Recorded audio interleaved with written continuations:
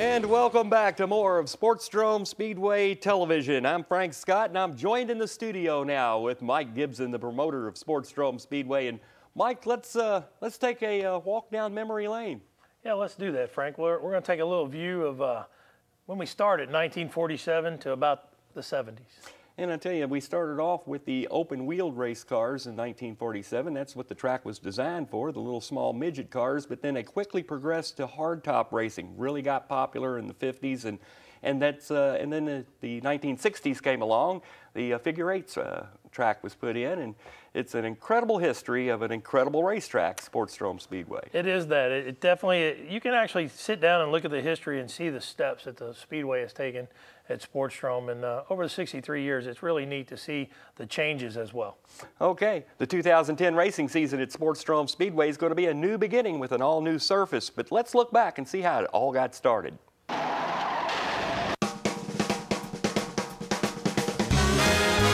Mike, this is how it looked back in 1947 when the midget cars raced at Sportsdrome. Yeah, Frank, this was 1947. You can see the oval track was there with the wooden guardrail, the old light poles in the intersection.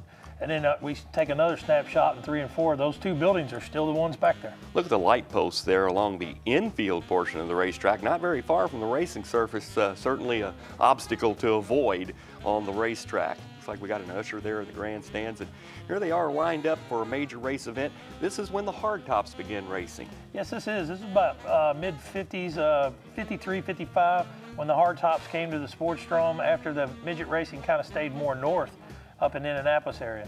And there's a mishap, it looks like down in between turns 3 and 4. Again, you look at the wooden guardrail there in the background, and then actually the restrooms were there in the pit area in that building in the background. Yep, you can see the old restrooms. That used to be the restrooms back there. And then here you go with an aerial view before the figure eight track was put in the late 50s. It's actually before I-65 was put in, right, Mike? That's right. You can see there's Highway 31. So all those guys used to have to come down from Indianapolis and all that just on Highway 31.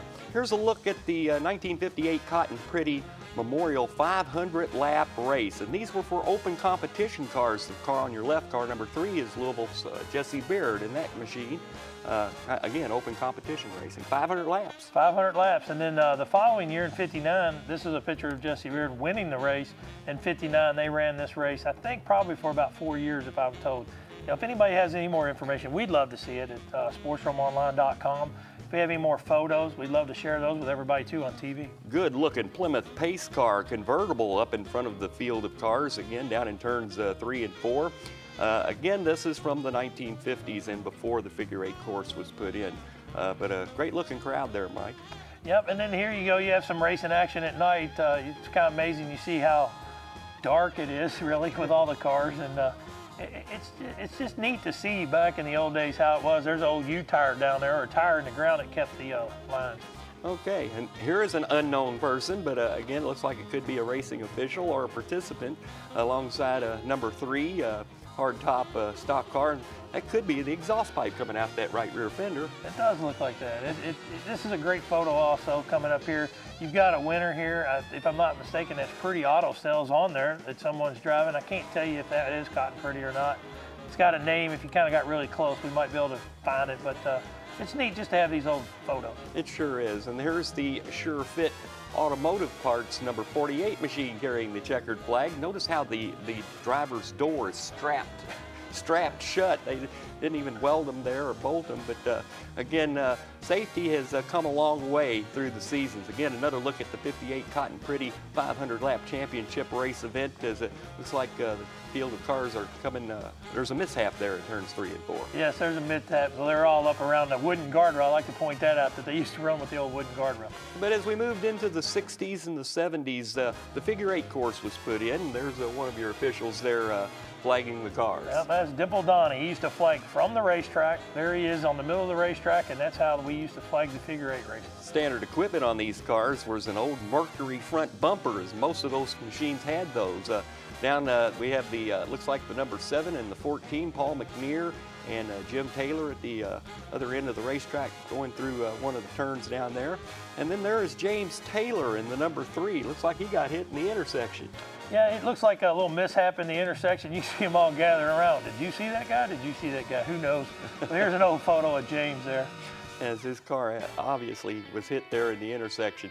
As we continue on, we have more racing action. As I noticed the number 14 again, Paul McNear, and the leader of that race. Right, and a lot of guys don't realize, but these guys had to run oval, and then they came and ran the feature on figure 8, and they only got paid to run the figure 8, not even the oval then. There you go. There's Richie Bissig in the number 51 getting it sideways down in turns 1 and 2. And it looks like it's a number 7, but there's a temporary number 4 in front of it. That could be Jim Taylor. Again, some intersection action, and there's a Ute tire there in the center. Tell us the story on that, Mike. Yeah, the Ute tire used to stay there to keep everybody in the track, but after Mike Williams got hit in the intersection one time, we had to cut him out of the car. We pretty much took all the Ute tires out except the ones on the corner. And there is New Albany, Indiana's Smokey Bishop in the Bishop's Auto Salvage number 77. Joe Blair was the chief mechanic on that. I believe Jimmy Logue also worked on this machine. Doesn't look like he's handling too good though. Left rear's raising up as he comes around the turn. And there's a number 16, Brance Harmon on the outside. And he's had several generations coming up behind him now at the Sportsdrome Speedway. But a good looking color photograph of some of the great racing action there as well. And the sudden rainstorm appeared once, right? That Mike? also rained back in those days. This is probably in the late 70s, 78, and you can see that just a snap photo of them getting caught in the rain. There's the Jazz Man there in the background, the number 30 of John Perkins. So some great and interesting photographs from Sportsdrome Speedway's lively past. There is, Frank, and that was great. And again, I was saying that through the show. If you can, come to www.sportsdromeonline.com. If you have any more information, we'd love to put it on TV. We'd love to put it on the website. Just something to carry on the history. I mean, when you say 63 years, it's easier to say than actually sit here and break it down that you had midgets, hard tops, then figure 8, and now you're starting again in 2010 and you put in a new race surface. So it's going to be an interesting year, and it's really neat to see that you've already done this over 6 decades. Sure has. From the very beginning, from the early hard tops up to now, the front-wheel drive cars are a new class at Sportsdrome Speedway.